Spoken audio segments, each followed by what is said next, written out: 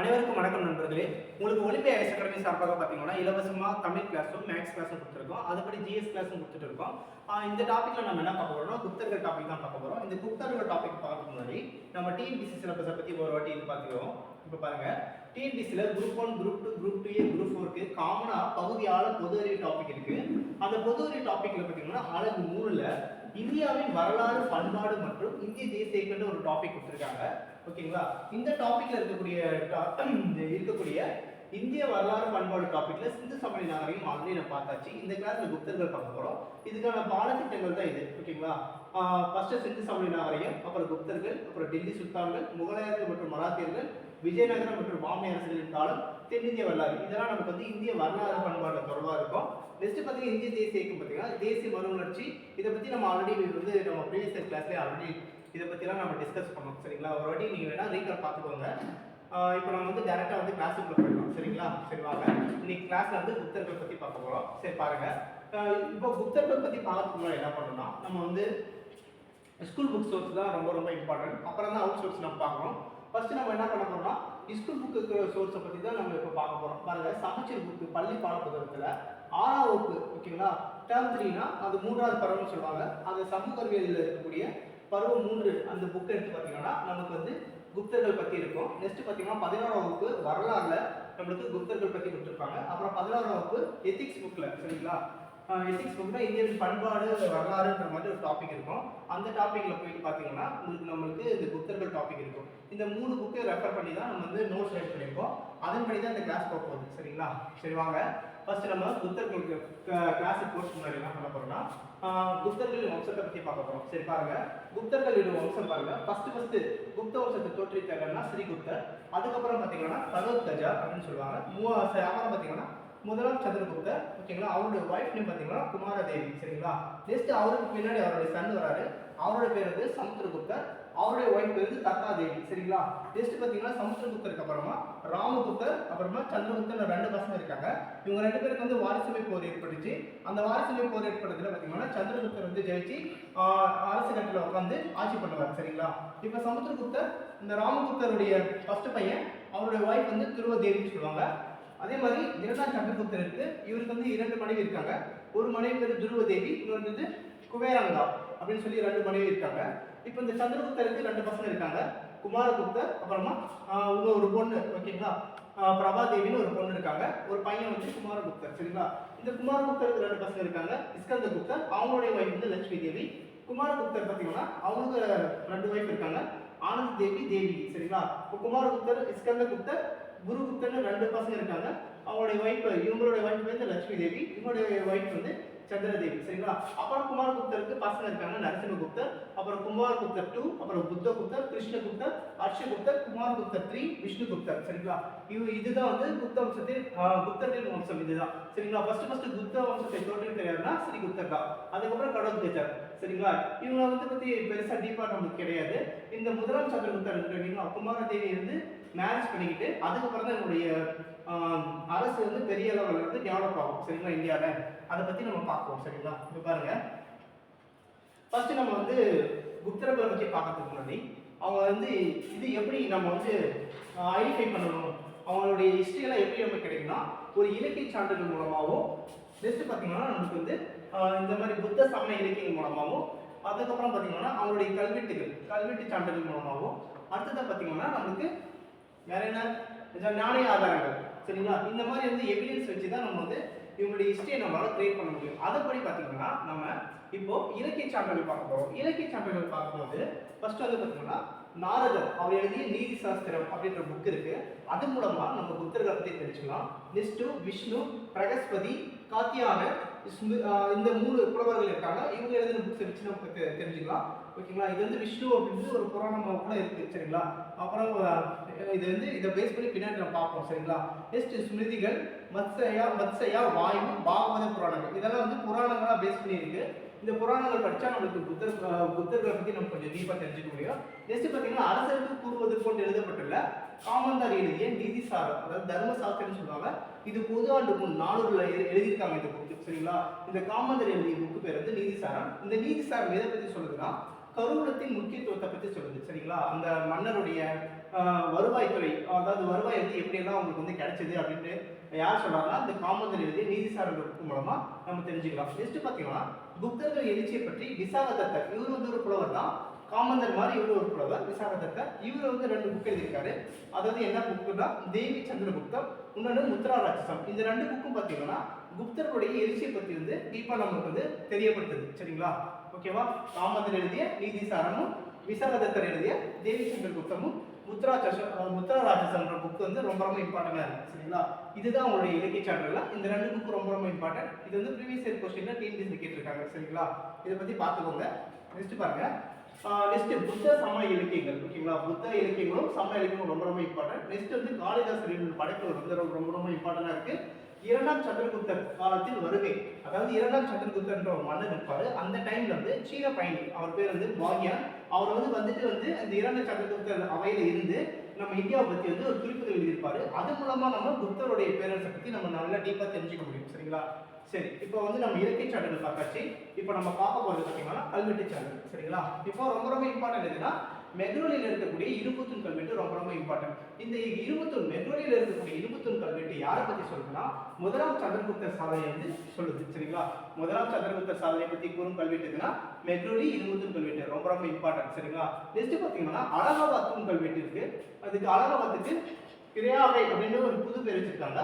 ஓகேங்களா? அப்ப அந்த அலகாபாத் தூண் கல்வெட்டு யாரை பத்தி சொல்லுதுன்னா சமுத்திரகுப்தரின் ஆட்சி ஆளுமை சாதனை வந்து குறிப்பிடுதுன்னு சொல்றாங்க. சரிங்களா? இந்த அலகாபாத் தூண் கல்வெட்டை பொறுத்தவர் யாருன்னா அரிசேனர் அப்படின்ற ஒரு புலவர் தான்.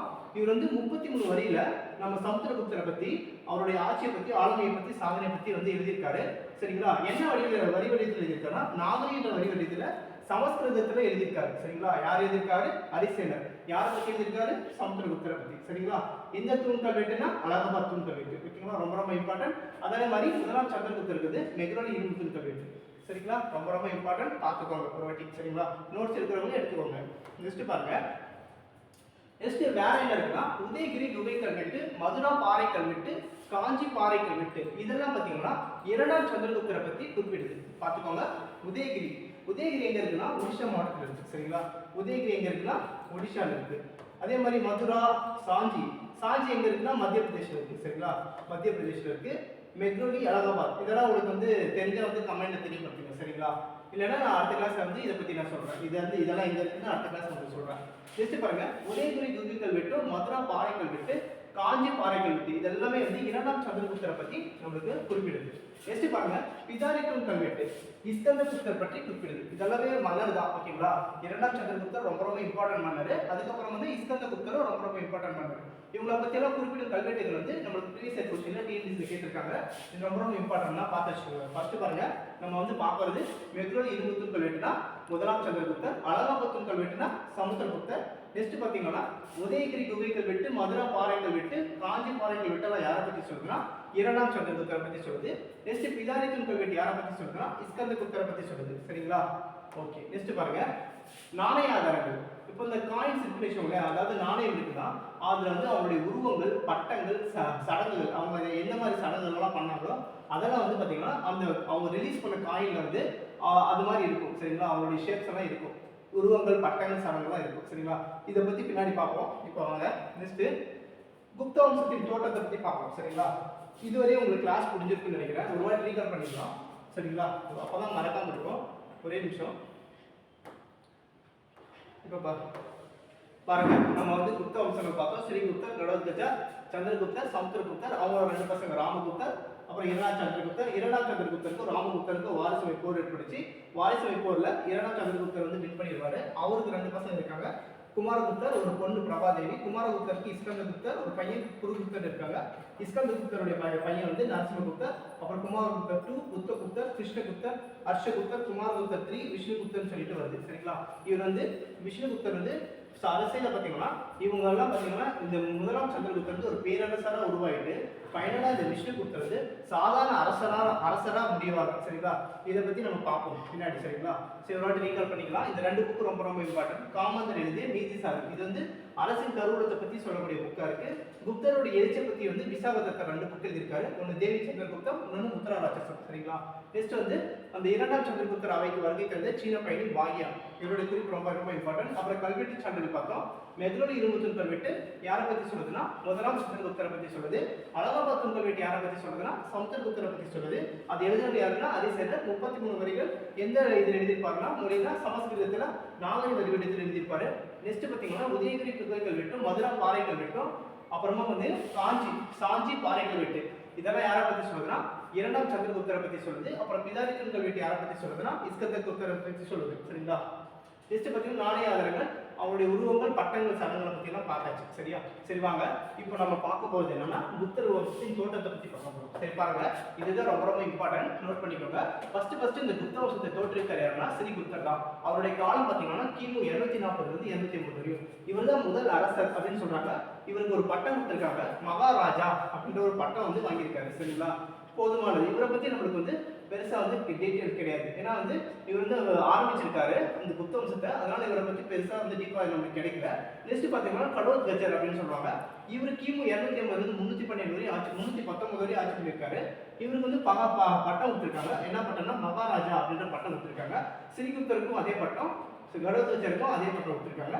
ஓகேங்களா? இவங்க 2 பேர் வந்து ஒரு மேலோட்டமா தான், இவங்களை பத்தி பெரிய டீப்பா நமக்கு வந்து எந்த ஒரு இது கிடையாது, தகவலும் கிடைக்கல. நெக்ஸ்ட் பாத்தீங்கன்னா நமக்கு 1ஆம் சந்திரகுப்தர், இவரை பத்தி பாத்தீங்கன்னா கிமு 319 இருந்து 335 வரையும் ஆட்சி பண்ணியிருக்காரு. இவருக்கு வந்து ஒரு பட்டம் இருக்கு, என்னன்னா மகாராஜாதி ராஜா. அதாவது இவங்க வந்து சாதாரண மகாராஜா என்ற பட்டம் வாங்கியிருக்காங்க. யாரு? ஸ்ரீகுப்தரோ கடோத்கஜரோ. ஆனா 1ஆம் சந்திரகுப்தர் பாத்தீங்கன்னா மகாராஜாதி ராஜா பட்டம் வாங்கியிருக்காரு. இதுக்கான ரீசன் என்னன்னு பாத்தீங்கன்னா இவர் வந்து மேரேஜ் பண்ணியிருக்காரு. யாரை இது மேரேஜ் பண்ணியிருக்காருன்னா குமாரதேவி அப்படின்ற ஒரு பொண்ணு மேரேஜ் பண்ணியிருக்காங்க.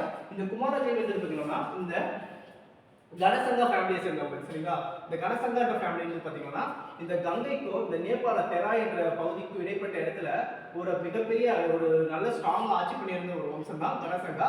அந்த இடத்துல இருக்கக்கூடிய ஒரு பெண்ணை வந்து மனம் பண்ணியிருக்காங்க. யாரு? நம்மளுடைய 1ஆம் சந்திரகுப்தர். அவர் அந்த பொண்ணு பேர் என்னன்னா குமாரதேவி. சரிங்களா? அவங்கள மேரேஜ் பண்ணிக்கிட்டு இந்த மேரேஜ் பண்ணதால என்னாச்சுன்னா அவருடைய எல்லைகள் வந்து விரிவடையுது. சரிங்களா? 1ஆம் சந்திரகுப்தருடைய எல்லைகள் வந்து விரிவடையுது. இந்த ஜனசங்கம் வந்து பாத்தீங்கன்னா வடக்கு பீகார்னு சொல்லுவாங்க. ஓகேங்களா? வடக்கு பீகார்னு சொல்லுவாங்க. இந்த பிளேஸ் வந்து பீகார் இருக்கும். அந்த வடக்கு பீகார்ல இருக்கக்கூடிய ஒரு பிளேஸ் தான் கனசங்கான்னு சொல்லுவாங்க. அது வந்து நேபாளத்துக்கும் கங்கை ரிவருக்கும் பிட்வீன்ல இருக்கிற மாதிரி சொல்லுவாங்க. அந்த கனசங்கம் இந்த பிளேஸ்ல இருந்த அந்த இளவரசி வந்து லிச்சாவி இளவரசின்னு சொல்லுவாங்க. அந்த லிச்சாவி இளவரசி தான் நம்மளுடைய குமாரதேவி. ஓகேங்களா? ரொம்ப ரொம்ப இம்பார்ட்டன்ட். சரிங்களா? குமாரதேவியை மணந்து கொண்டவர் யாருன்னா 1ஆம் சந்திரகுப்தர். ரொம்ப ரொம்ப இம்பார்ட்டன்ட். அதனாலதான் இவருக்கு மகாராஜாதி ராஜா என்ற பட்டம் வந்து கிடைச்சிருக்கு. சரிங்களா? ஓகே, இப்ப பாருங்க, இவர் வந்த பின்னாடி இந்த 1ஆம் சந்திரகுப்தர் வந்து 319 இருந்து 335 ஆட்சி பண்ணியிருக்காரு. அதுக்கப்புறம் அவருடைய பையன் சமுத்திரகுப்தர் கிமு 335 இருந்து 380 வரை ஆட்சி பண்ணியிருக்காரு. அதுக்கப்புறம் பாத்தீங்கன்னா 2ஆம் சந்திரகுப்தர் ஆட்சி பண்ணியிருக்காரு. அதுக்கப்புறம் 1ஆம் குமாரகுப்தர், அதுக்கப்புறம் இஸ்கந்தகுப்தர். இந்த இஸ்கந்தகுப்தர் தான் கடைசி பேரரசரா சொல்றாங்க. சரிங்களா? அதுக்கப்புறம் பாத்தீங்கன்னா விஷ்ணுகுப்தர், அவர் வந்து கிமு 540 இருந்து 550 வரை ஆட்சி பண்ணி கடைசி அரசரா முடியுது. சரிங்களா? இந்த இஸ்கந்தகுப்தர் கடைசி பேரரசர்னு சொல்லுவாங்க. இந்த இஸ்கந்தகுப்தருக்கு பின்னாடி பாலாதித்யர் அப்படின்ற ஒருத்தர் வருவாரு. ஓகேங்களா? அவர் வந்து கடைசி பேரரசுன்னு சொல்றாங்க. ஆனா உண்மையான கடைசி பேரரசு யாருன்னா இஸ்கந்தகுப்தர் தான். சரிங்களா? விஷ்ணுகுப்தர் வந்து கடைசி அரசரா சொல்றாங்க. இதெல்லாமே வந்து ப்ரீவியஸ் இயர்ல கேட்ட क्वेश्चन தான். ஓகேங்களா? இஸ்கந்தகுப்தர் வந்து கடைசி பேரரசர், விஷ்ணுகுப்தர் வந்து கடைசி அரசர். ஓகேவா? சரி, ஒரு வாட்டி பாத்துக்கோங்க. 1ஆம் சந்திரகுப்தர், அதுக்கப்புறம் வந்து சமுத்திரகுப்தர், அதுக்கப்புறம் 2ஆம் சந்திரகுப்தர், அதுக்கப்புறம் 1ஆம் குமாரகுப்தர், அதுக்கப்புறம் இஸ்கந்தகுப்தர், அதுக்கப்புறம் விஷ்ணுகுப்தர். ஓகேங்களா? இதை நம்மளுக்கு வரிசைப்படுத்துகிற கேட்கறதுக்கான வாய்ப்பு அதிகமா இருக்கு. அதே மாதிரி அவருடைய பீரியட்ஸ், ஓகேங்களா, காலங்கள் பாத்துக்கோங்க, ரொம்ப ரொம்ப இம்பார்ட்டன்ட். சரிங்களா? காலம் பாருங்க, 1ஆம் சந்திரகுப்தர்னா 319 இருந்து 335. நெக்ஸ்ட் பாத்தீங்கன்னா சமுத்திரகுப்தர்னா 335 இருந்து 350. சரிங்களா? நெக்ஸ்ட் இஸ்கந்தகுப்தர் கடைசி பேரரசர். இந்த விஷ்ணுகுப்தருடைய காலம் கடைசியில பாருங்க 540 இருந்து 550 வரையும். சரிங்களா? கடைசி அரசர். இதோட உங்களுடைய வம்சம் முடியுது. சரிங்களா? சரி பாருங்க, இப்போ நம்ம ஒவ்வொருத்தரை பத்தி டீப்பா பார்க்கலாம். சரியா? சரி, ஒரு நிமிஷம் இருங்க ஃப்ரெண்ட்ஸ். ஓகே ஃப்ரெண்ட்ஸ், இப்போ பாருங்க, நம்ம வந்து 1ஆம் சந்திரகுப்தரை பத்தி பார்க்கலாம். இவருடைய தலைநகர் பார்த்தீங்கன்னா பாடலிபுத்திரத்தை மையப்படுத்தி தான் இவருடைய ஆட்சி வந்து பண்ணியிருக்காரு 1ஆம் சந்திரகுப்தர். இவர் தான் முதல் பேரரசர்னு சொல்றாங்க சரிங்களா. முதல் பேரரசர் யாருன்னா முதலாம் சந்திரகுப்தர். கடைசி பேரரசர் யாருன்னா இஸ்கந்தர்குப்தர்னு சொல்லுவாங்க சரிங்களா. முதல் பேரரசர் முதலாம் சந்திரகுப்தர், கடைசி பேரரசர் இஸ்கந்தர்குப்தர். ஓகேவா, சரி பாருங்க. இவரது ஆட்சி காலத்தில் கல்வெட்டும் நாணயமும் நமக்கு கிடைக்கல சரிங்களா. இவருடைய ஆட்சி காலத்தை பத்தி நமக்கு வந்து ஒரு மேக்ஸிமம் எவிடன்ஸ் வந்து இவரை பத்தி நமக்கு பெருசா கிடைக்கல சரிங்களா. ஆனா சந்திரகுப்தரால் வெளியிடப்பட என கருதப்படும் தங்க நாணயங்களில் சந்திரகுப்தர், குமாரதேவி ஆகிய இருவரின் உருவங்கள் இடம்பெற்றுள்ளது. லிச்சாவி என்ற வாசகம் குறிக்கப்பட்டது. நோட் பண்ணிக்கோங்க. இவர் முதலாம் சந்திரகுப்தர் பாருங்க. இவருடைய காலத்துல கல்வெட்டு நாணயமே கிடையாது. ஆனா இருந்தாலும் இவர் வந்து மேரேஜ் பண்ணியிருக்காங்க இல்லையா, யாரு, நம்மளுடைய குமாரதேவிய, அவங்களுடைய உருவங்களும் லிச்சாவி என்ற வார்த்தை வந்து பொறிக்கப்பட்டுள்ளது மாதிரி ஒரு கான்செப்ட் சொல்லியிருக்காங்க. ஓகேங்களா, இது முதலாம் சந்திரகுப்தரை பத்தி. சரி, நெக்ஸ்ட் பாருங்க. இப்போ நம்ம சமுத்திரகுப்தரை பத்தி பார்க்க போறோம். ஓகேங்களா, சமுத்திரகுப்தர் அவருடைய பையன் சரிங்களா. முதலாம் சந்திரகுப்தருடைய பையன் தான் வந்து சமுத்திரகுப்தர் சரிங்களா. நெக்ஸ்ட் பாருங்க, இவருடைய காலம் பாருங்க 335 இருந்து 350 இவருடைய காலம் சரிங்களா. இவர் பாருங்க அசோகத்தின் கல்வெட்டு இவரை மௌரிய வம்சம் என்று கூறுது. யார, நம்முடைய சமுத்திரகுப்தரை சரிங்களா. இவரை இந்திய நெப்போலியன் என்று யார் சொல்றாங்கன்னா ஏவி ஸ்மித் அப்படின்னு வர்ணிக்கிறார் சரிங்களா. இவரை வந்து இந்திய நெப்போலியன் யார் சொல்றாங்கன்னா ஏவி ஸ்மித் அப்படின்றவர் சொல்லியிருக்காரு. அடுத்து சமுத்திரகுப்தர் ஆட்சியில் இருக்கும்போது என்ன ஆகுதுன்னா இலங்கை அரசர் மேகவர்மன் என்ன பண்ணியிருக்காரு, நிறைய பரிசுகள் அனுப்பி கயாவில் வந்து ஒரு பௌத்த மலை கட்ட வந்து பர்மிஷன் வாங்கியிருக்காரு. இடத்துல கயா. ஓகேவா, கயான்னு எங்க இருக்குன்னா பீகார்ல இருக்கக்கூடிய பிளேஸ். புத்த கயான்னு சொல்லுவாங்க இல்லையா. புத்தர் வந்து போதிதர மரத்தடியில் வந்து நம்மளுக்கு வந்து ஞானம் பெற்று இது பண்ணாரு இல்லையா, அந்த பிளேஸ்ல வந்து ஒரு பௌத்த மலை கட்ட அனுமதி வாங்கியிருக்காரு. யார், இலங்கை அரசர் மேகவர்மன். யாருடைய டைம்லனா சமுத்திரகுப்தர் ஆட்சி பண்ண டைம்ல சரிங்களா. ஓகே, நெக்ஸ்ட் பார்த்தீங்கன்னா நம்ம அசோகத்தூன் அப்படின்றது என்னன்னு பார்த்தீங்கன்னா அது வந்து ஒரு கல்வெட்டு தான். தில்லி மற்றும் மேற்கு உத்தரப்பிரதேச அரசர்களையும் இந்த தெற்கு கிழக்கு அந்த அரசர்களையும் கப்பக்கட்ட வச்சிருக்காரு சரிங்களா. அதில் ஒன்றும் கிடையாது. இந்த சமுத்திரகுப்தர் வந்து ஏன் வந்து இந்திய நெப்போலியன் அப்படின்னு வர்ணிக்கிறார் ஏவி சொல்லிட்டுனா, இவர் வந்து பார்த்தீங்கன்னா இந்த தில்லி மற்றும் மேற்கு உத்தரப்பிரதேச அரசர்களையும் தெற்கு கிழக்கு இருக்கக்கூடிய பிளேஸ், அதாவது மொத்தம் இந்தியா இருக்குன்னு வச்சுக்கோங்களேன். இந்தியாவில் இந்த டெல்லி இந்த இங்க இருக்கக்கூடிய டெல்லியும் இங்க இருக்கக்கூடிய உத்தரப்பிரதேச அரசர்கள் இங்கெல்லாம் இருக்காங்க இல்லையா, இவங்க எல்லாம் வந்து பார்த்தீங்கன்னா கப்பம் கட்ட வச்சிருக்காரு. அதாவது இவர் கீழே வந்து அடிப்படை வச்சிருக்காரு. அதே மாதிரி தெற்கு கிழக்கு இந்த பக்கம் ஈஸ்ட் பக்கம் இருக்கிறதையும் இந்த கிழக்கு பக்கம் இருக்கிற முடியும், அதாவது காஞ்சிபுரம் வரையும் வந்து இவர் என்ன பண்ணியிருக்காருன்னா இவர் கண்ட்ரோல் வச்சிருக்காரு. ஓகேங்களா, இவங்க எல்லாம் என்ன பண்ணியிருக்காங்கன்னா இந்த சமுத்திரகுப்தருக்கு வந்து கப்பம் கட்டிட்டு வந்திருக்காங்க. அது வந்து ஒரு டாக்ஸ் மாதிரி வச்சவங்களே அதெல்லாம் கட்டிட்டு வந்திருக்காங்க. நெக்ஸ்ட் பார்த்தீங்கன்னா காட்டு ராஜா அப்படின்னு சொல்லுவாங்க இந்த மத்திய இந்தியா சரிங்களா. இந்த மத்திய இந்தியா பிளேஸ்ல தக்கான இந்த பிளேஸ்லயும் ஓகேங்களா தக்கான பழங்குடி இன தலைவர்களால் நிறைய டிஸ்டர்ப் பண்ணியிருக்காங்க. அவங்க எல்லாம் வந்து இவர் வந்து அடக்கியிருக்காரு சரியா. நெக்ஸ்ட் வந்து மாவளர்கள் மற்றும் யூதேயர்கள் அப்படின்னு சொல்லுவாங்க. மற்றும் இவங்கெல்லாம் பார்த்தீங்கன்னா ராஜஸ்தான் சரௌண்டிங்கில் வருவாங்க. இதெல்லாம் ராஜஸ்தான் சரௌண்டிங்கில் வரக்கூடிய பிளேஸ். இது வந்து நான் உங்களுக்கு மேப் காட்டணும்னு சொல்கிறேன். அவங்க இருக்கக்கூடிய 9 மன்னர்கள் இருப்பாங்க. அவங்க எல்லாம் பார்த்தீங்கன்னா இவர் கண்ட்ரோல் வச்சிருக்காரு. ஆனால் இவர் பஞ்சாப்ல இருக்கக்கூடிய இந்த பஞ்சாப் சைடில் இருக்கக்கூடிய ஒரு சில மன்னர்களை வந்து இவரால் வந்து கண்ட்ரோல் பண்ண முடியல சரிங்களா, நம்மளுடைய சமுத்திரகுப்தரால. நெக்ஸ்ட் பார்த்தீங்கன்னா சாக அரசு, இலங்கை அரசுலாம் பார்த்தீங்கன்னா இவருக்கு கப்பம் கட்டி வந்திருக்காங்க. சாக அரசும் இலங்கை அரசும். நெக்ஸ்ட் வந்து ஈனர்கள் படையெடுப்பு அதிகமாக வந்து இந்த சமுத்திரகுப்தர் ஆட்சி காலத்தில் ஈனர்கள் படையெடுப்பு அதிகமாக வந்து இருக்கு சரிங்களா. ஈனர்களை இவரால் கண்ட்ரோல் பண்ண முடியல. அப்புறமா பார்த்தீங்கன்னா ஈனர்களை கண்ட்ரோல் பண்ணது யாருன்னா நம்மளுடைய இஸ்கந்தகுப்தர். அப்போ இந்த இஸ்கந்தகுப்தர் ஈனர்களுடைய படையெடுப்பு கண்ட்ரோல் பண்ணதுனால இருந்துச்சுன்னா நம்மளுடைய மொத்த கஜானாவும், அதாவது புத்தருடைய கருவத்தில் இருந்த மொத்த பணமும் காலி ஆயிடுச்சு சரிங்களா. இந்த ஈனர்கள் படையெடுப்பை வந்து இது பண்ணதுனால சரிங்களா, தடுத்து நிறுத்தினால சரியா. இதை பற்றி பின்னாடி பார்ப்போம் சரிங்களா. சரி பாருங்க, நெக்ஸ்ட் இதுதான் வந்து மேப் பார்த்துக்கோங்க. நம்ம புத்த பேரரசுடைய மேப் இதுதான். அவங்க வந்து இந்த இந்தியாவில் எவ்வளோ சரௌண்டிங்கில் வந்து ஆட்சி பண்ணி இருந்தாங்கன்னு பாருங்க. அவங்களுடைய எல்லைக்கு பாருங்க. அவங்க மேலே இங்கே டெல்லியிலேருந்து பார்த்தீங்களா, டெல்லி அப்படியே இந்த பக்கம் கொஞ்சம் பாகிஸ்தான் மேலே போயிட்டு அப்படியே இங்கே குஜராத் பக்கம் வந்துட்டு கீழே வந்து பார்த்தீங்கன்னா மும்பை வரையும் வந்துட்டு, அதாவது இந்த மகாராஷ்டிரா வரையும் வந்துட்டு அப்படியே பிக போகிறாங்க. ஓகேங்களா, ஆந்திர பிரதேஷ் வரையும் மேலே போயிட்டு இந்த பக்கம் வந்து பார்த்தீங்கன்னா வங்காள வரையும் அவங்க வந்து ஆட்சி பண்ணிட்டு இருக்காங்க சரியா. இதுதான் அவங்க வந்து ஆட்சி பண்ண இது இந்தியாவில் புத்த பேரரசு இதை தான் சொல்லுது சரிங்களா. இப்போ பாருங்க, இந்த பிளேஸ் வந்து பார்த்தீங்கன்னா யுவதேவர்கள் சொல்லுவாங்க, டெல்லி பக்கம் இருக்கு. செகண்ட் பாருங்க இந்திர பிரதேசம் சொல்லுவாங்க. இந்த பிளேஸ் வந்து கோசலம்னு சொல்லுவாங்க. இந்த பிளேஸ் வந்து மதுரான்னு சொல்லுவாங்க. இந்த பிளேஸ் வந்து கபிலவஸ்துன்னு சொல்லுவாங்க சரிங்களா. நெக்ஸ்ட் இந்த பிளேஸ் பார்த்தீங்கன்னா குஷிநகரம். ஓகேவா, இந்த பிளேஸ் பார்த்தீங்கன்னா நாலந்தாண்ட பிளேஸ். இந்த பிளேஸ் பார்த்தீங்கன்னா ராஜகிருத்தம். இப்போ நெக்ஸ்ட் பாருங்க, இந்த பிளேஸ்ல பாருங்க ஹர்ஜினாயர்கள், மாவளர்கள், உஜ்ஜயினி, வல்லாபி, கீர்ரா, சாஞ்சி, பர்கட், பிரயாகை, அயோத்தி, அஜந்தா, எல்லோரா, நாகார்ஜுனா கொண்டா இந்த பிளேஸ்லாம் இருக்கு. இதுல பாருங்க, இப்போ இது எஸ்ல இருக்கு இல்லையா, இதெல்லாம் வந்து ஸ்தூபிகள் இருக்கக்கூடிய பிளேஸ். ஓகேங்களா, அந்த பௌத்த ஸ்தூபிகள்னு சொல்லுவாங்க. அந்த பிளேஸ்லாம் எங்க இருக்குன்னா இந்த சாஞ்சியில் இருக்கு. சாஞ்சி வந்து மத்திய பிரதேசத்தில் சேரும். சரிங்களா? நெக்ஸ்ட் பாருங்க, இந்த பச்சை கலர் இருக்கு இல்லையா, இது வந்து கோயில்களை குறிக்கும். கிர்னார்ன்றது கோயிலை குறிக்கும். சரிங்களா? அதே மாதிரி இங்க ஸ்ரீசைலம்ன்றது கோயிலை குறிக்கும். எஸ்ன்றது ஸ்தூபியை குறிக்கும். இது நாகர்ஜுனா கொண்டா அப்படின்றது இந்த பௌத்த ஸ்தூபியை குறிக்கும். அதே மாதிரி இங்க அமராவதியிலையும் பௌத்த ஸ்தூபி இருக்கு. நெக்ஸ்ட் பார்த்தீங்கன்னா அஜந்தா எல்லோரோட குகை கோயில். ஓகேங்களா? இந்த சிம்பிள் இதெல்லாம் குகை கோயில் சொல்லுது. சரிங்களா? இதெல்லாம் குகை கோயில் சொல்லுது. அதே மாதிரி பார்த்தீங்கன்னா கலிங்கத்தில் பார்த்தீங்கன்னா கோயில்கள் இருக்கு. அதே மாதிரி பூரியிலும் கோயில் இருக்கு. சரியா? இந்த தாமிரலிப்தின்றது ரொம்ப ரொம்ப இம்பார்ட்டன்ட் பிளேஸ். தாமிரலிப்தி, இந்த தாமிரலிப்தின்றது இந்த வங்காள பக்கம் இருக்கு. சரிங்களா? கடல் பக்கம் இருக்கிறதுனால என்ன ஆகுதுன்னா இவருக்கு வந்து ஒரு முக்கிய வணிக மையமா இருக்குதுன்னா தாமிரலிப்தி தான். இதை பத்தி சொன்னது யாருன்னா நம்மளுடைய சீன பயணி பாயன் வந்து இதை பத்தி சொல்லியிருப்பாரு. தாமிரலிப்தி தான் இந்த குப்த பேரரசுக்கு ஒரு முக்கிய வணிக மையமா இருந்தது அப்படின்னு சொல்லியிருப்பாரு. சரிங்களா? தாமிரலிப்தின்ற பிளேஸ். ஓகேவா? ஓகே. நெக்ஸ்ட் பார்த்தீங்கன்னா குஷிநகரத்தில் பௌத்த கோயில்கள் கட்டியிருப்பாங்க. அதே மாதிரி நாலந்தால ஸ்தூபி கட்டியிருப்பாங்க. ஓகேவா? இந்த ராஜகிருதம், நாலந்தா, குஷிநகரம் இந்த பிளேஸ்லாம் ரொம்ப ரொம்ப இம்பார்ட்டன்ட். இது வந்து ஒரு வாட்டி பார்த்துக்கோங்க இந்த மேப். இதை பேஸ் பண்ணி கூட கொஸ்டின் கேட்கற வாய்ப்பு இருக்கு. சரிங்களா? அதே மாதிரி கீழே டவுன் சைடில் வந்தீங்கன்னா இங்கே வந்து பார்த்தீங்கன்னா பண்டைய நகரங்கள். இப்போ வந்து மேலே வந்து குப்த பேரரசு இருக்கும்போது கீழே இந்த பிளேஸ் எல்லாம் பார்த்தீங்கன்னா வெங்கி, அது வந்து இது ஆந்திர பிரதேசம் சேரும். காஞ்சி, தஞ்சாவூர், மதுரை இந்த பிளேஸ்லாம் சேர சோழ பாண்டியர்கள் வந்து ஆட்சி பண்ணிருக்கிற மாதிரி சொல்லியிருக்காங்க. அவங்களுடைய பீரியட்ஸ்ல வந்து இவங்க முன்னாடி இருந்திருக்காங்க. சரிங்களா? இவங்க மத்திய மேல வந்து பார்த்தீங்கன்னா குப்த பேரரசும் கீழே வந்து பார்த்தீங்கன்னா சேர சோழ பாண்டியர்கள் இந்த மாதிரி இருந்திருக்காங்க. சரியா? சரி சரி ஃப்ரெண்ட்ஸ், ஒரே ஒரு நிமிஷம் இருங்க, இதோட முடிச்சுக்கலாம் அந்த கிளாஸ்.